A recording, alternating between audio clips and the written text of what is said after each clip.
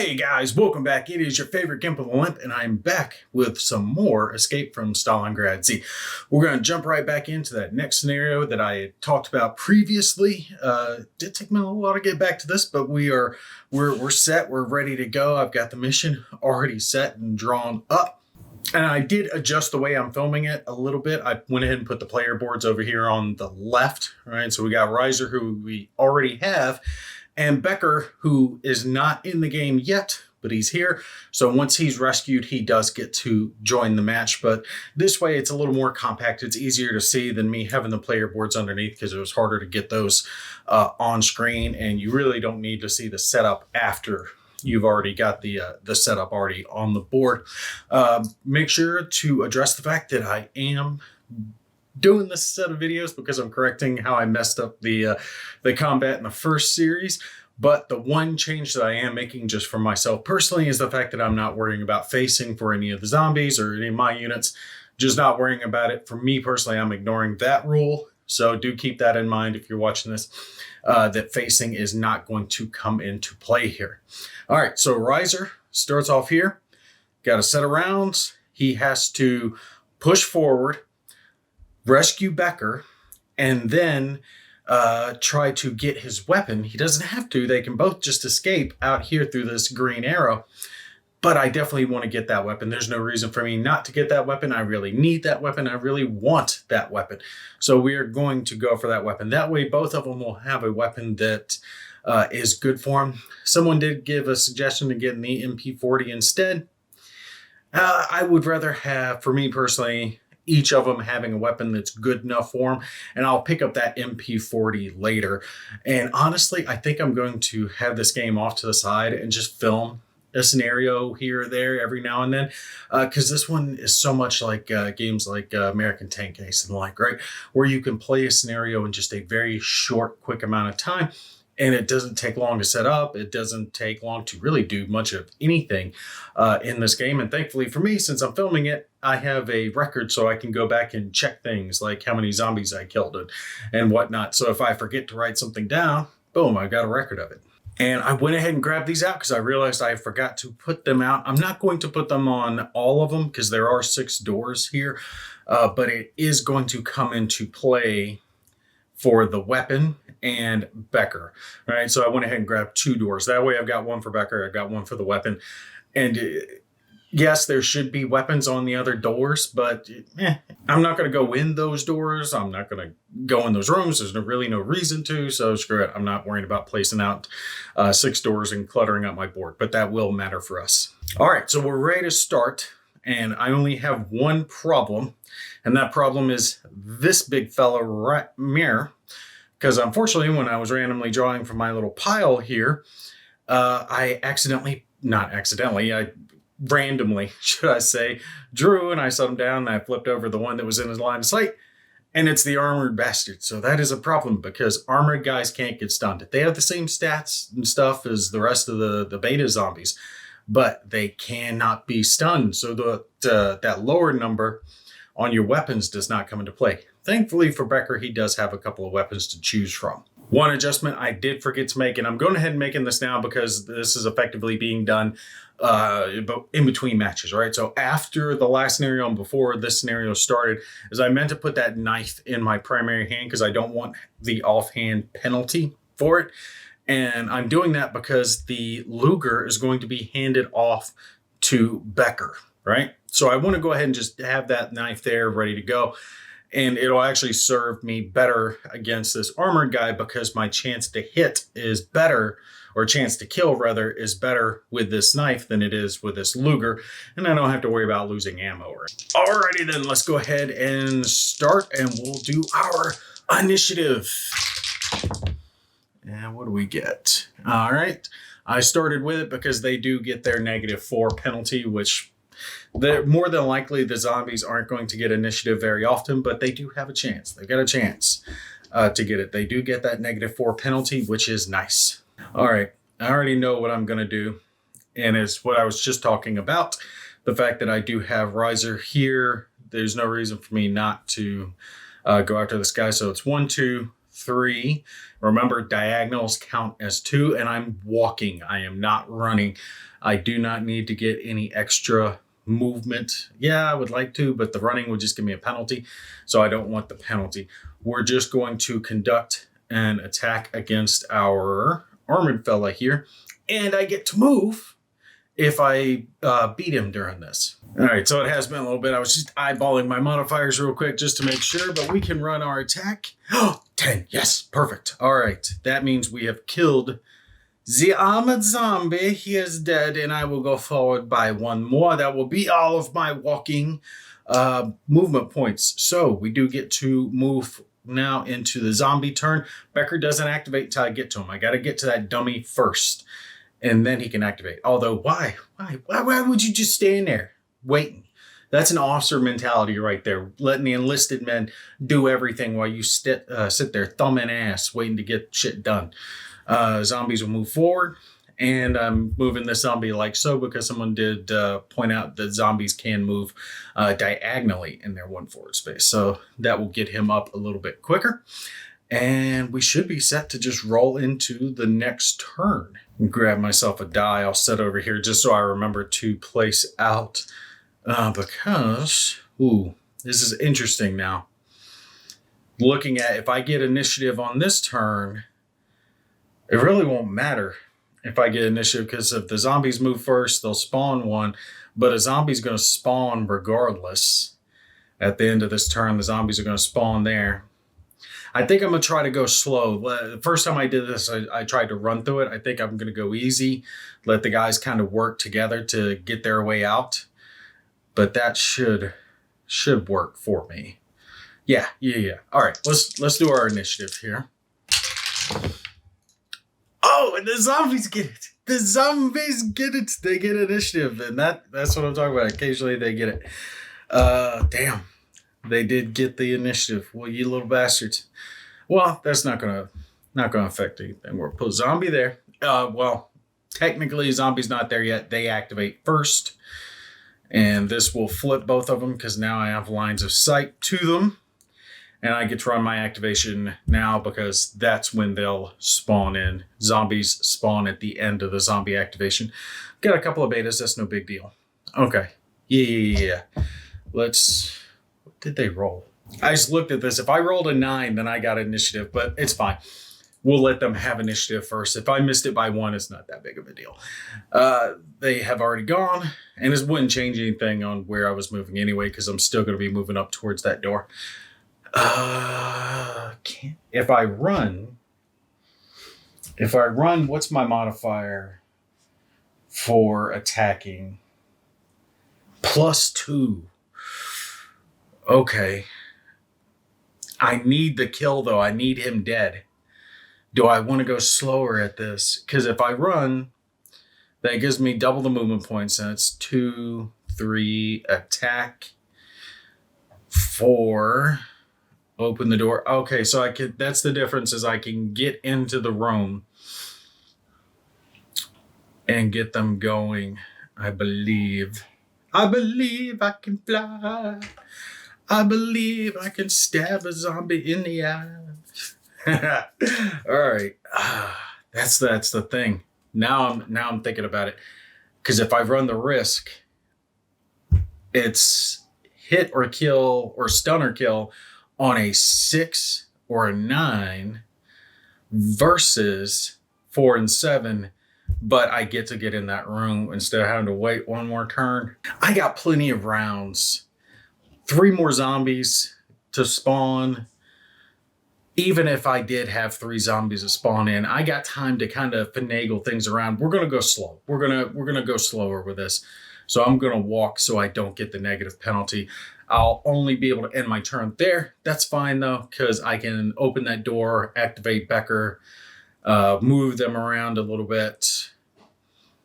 And yeah, that's what we're going to do. Move them around a little bit and try to get to this gun. Maybe I come around this way after I rescue Becker, or I send Riser around this way to clear out this zombie, and Becker goes this way to clear out this zombie. That way they both clear it, and then he can get to that door. Now, that's a thought. All right, so let's attack the beta. And 7 is just enough to kill him. That's right, fool. That's right. You're dead. You're dead. Okay. And we'll finish our turn there. And that will get us into the next activation. I don't have to worry about any modifiers because that's not going to come into play. And we just roll straight into the next round. I don't have zombies spawning this turn, so that's nice. That gives me 2 more activations roughly, depending on initiative, before another zombie comes in. Grab another die because I'm getting ready to have Becker. Come on, Becker. You're getting into the fight. All right, let's do our initiative. And we got it. We got it. Okay. Now, definitely going to open the door. So door's open. If I go in, use my combat activation to do Becker, which will do this. And Becker gets this, and he doesn't have a club. He has to like grab a club from something else, but this way I don't have to worry about that. He's got himself a nice, lovely Luger, which technically if he did pick up a club, I could do this, right? I could put the Luger in the offhand and have him use a club, just a random piece of debris instead, but we're going to go with the Luger for him because I don't want to spend the activation doing that. All right, so he was there. 1 to open the door, 1 forward. Yeah, 1 movement point to open the door when he's walking. 1 forward, so that should leave me 2. And do I go up or down? I think I go down. Go around. I gotta go around. All right, yeah, we're gonna do that. Have him come around. He can run into this room. Now Becker is going to activate. Becker has his pistol. He's got 1, 2, 3, and 4. And that will flip the zombie. Lovely. That is a beta. Beta. And now he will go ahead and conduct his attack. Keep in mind, I did give Becker a ammo counter. Okay. When he activated, Riser had one from the very first scenario.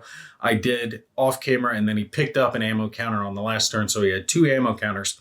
He kept 1 to have an extra for his Car 98 that he's getting ready to have. And this gives Becker the ability to reload on the off chance he rolls a 1. If you roll a 1, then your weapon runs out of ammo and you have to have an ammo counter to reload it or you cannot use it anymore. All right, so Becker is going to take his shots. 12, perfect. That's a crit. That is a crit. That is a way to go there. Now we'll go to the zombie activation, which means this one simply moves forward and no zombie spawn. We go to the next turn, and now we're going to have another zombie spawn at the end of this turn, which means I think I'm going to do like I did previously, where I tuck back. Oh no, I tuck Becker here, and I left him right there by the door so he could guard. I should have sent Riser that way. But if I move Becker first I'm thinking about it, like, how can I get there? Because now Riser's as far from that door as he can get. See, 1, 2, 3, 4, 5, 6. Is it 7, 8 to open the door when running? So I could open the door and then pick it up on his last turn. Okay. Yeah.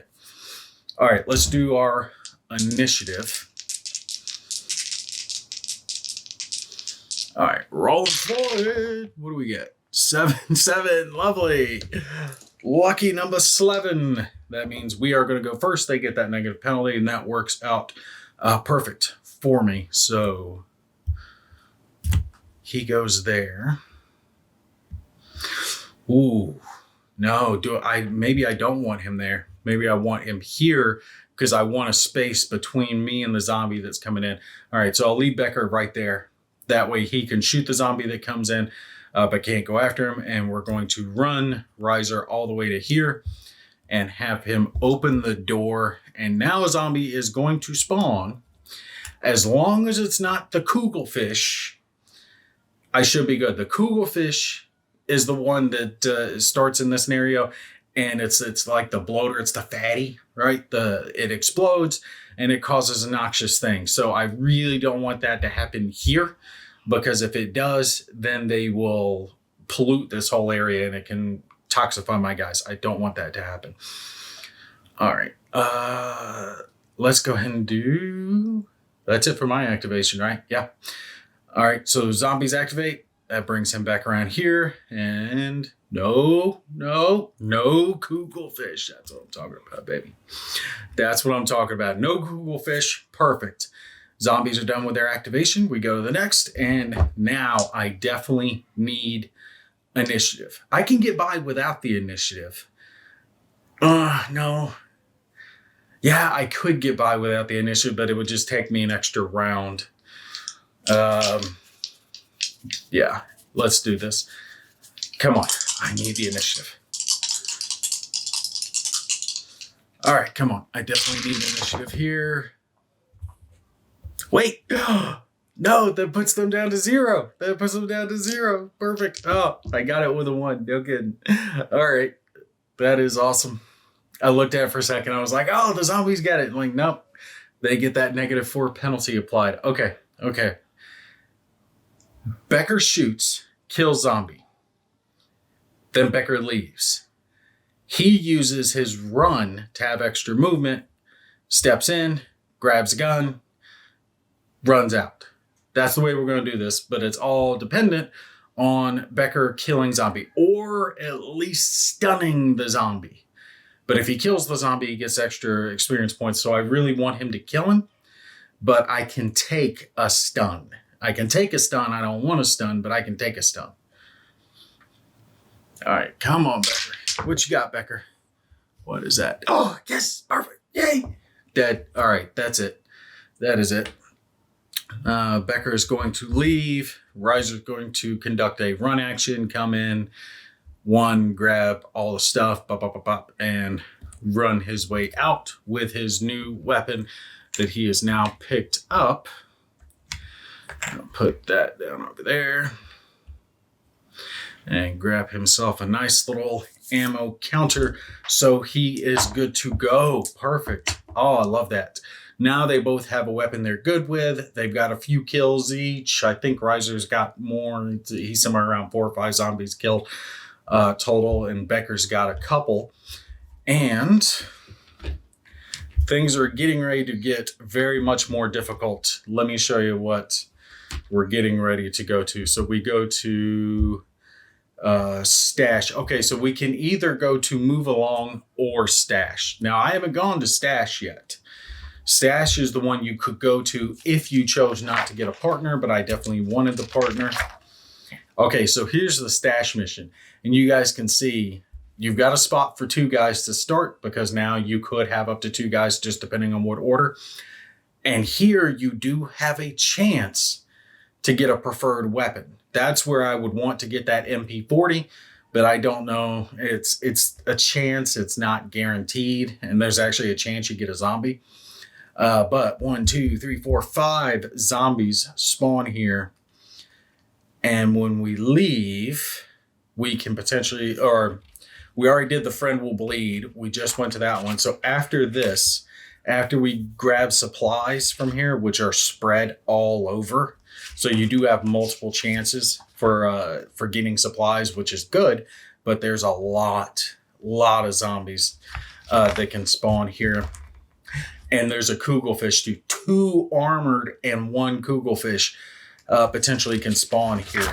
And then this is the move along mission, and you can only find supplies here. You cannot find a preferred weapon. And look at all these zombie things. And again, oh, look, zombies spawn here. They spawn in the area you come in. So you start down here, and as you go, zombies are going to be spawning in on your 6. So you're quickly going to get surrounded. Oh, that is brutal. So you got to push through here as quick as possible and try to get as many supplies. Kill the alpha zombie. Oh, there's an alpha zombie in here. Oh, no. Yeah, there's 1 alpha. There's 1 alpha. Yeah, kill the alpha zombie, search his body. If you do so, roll 1d12 and check the chart below to get some supplies. Alpha zombies are are brutal when they start getting added into this. But again, this is what I love about this game. And I've talked about it previously, that having this book, right, means that all of your scenarios can be different. If they had this as room tiles, right, then they would have to have this as like their reverse side. There's only so much you can do with room tiles. That's it.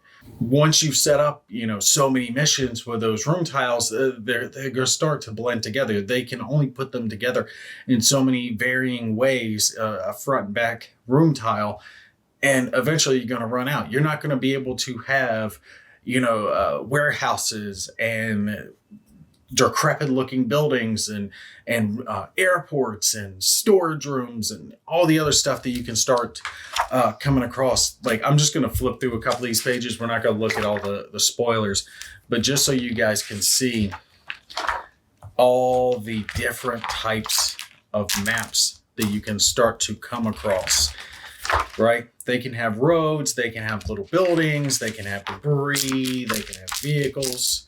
They can have pages that I haven't opened yet, so they're still a little stuck together. Oh my God, look at all that. What is in the M? Yeah, okay, I don't want to spoil it. Don't look yet, Gimpy. But the point is look at all this stuff. They couldn't set this up with room tiles.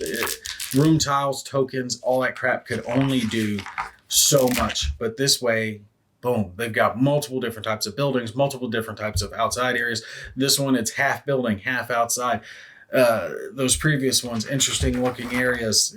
And this one, double-sided area, huge map. Freaking love it. And I cannot wait to show you guys Project Rise. I did back that one, just the basic level. So the base level that I did here. Because honestly, I don't think miniatures are needed. I would love to play this game with minis just for me personally, but I think these counters work so much better for filming because they're flat, they're all at the same height. I don't have to worry about focus or any of the other crap. It all just stays right in frame. It's perfect. I love the game. It's simple enough that you can just get into it as long as you don't reverse what you need on your guns. God, I still can't figure out how I did that. Huge brain fart that I don't know. Brain's starting to give. I'm getting old. Maybe my kids are wearing me out more than I thought. But anyway, definitely recommend Escape from Stalingrad Z. It's one I've had a very good time with. And I wasn't even really that disappointed to have to refilm it because I enjoyed playing the game to begin with, right? It's just a fun game to play. So I definitely recommend it. If you can get it by late backing, I would check that. Project Rise might still have late backing, and they did have a pledge level where you could get both Escape from Stalingrad Z and Project Rise if you had not backed it originally. So you could get both if you wanted. Anyway, that is going to be it for me. If you guys do want to see some more Escape from Stalingrad Z as I play through a mission here or there just over time, let me know if that is something that I get some good feedback on. I will keep this tucked to the side so I can pull it out every now and then and film a scenario. All right, that's going to be it for me. You guys take care. I'll catch you in the next one.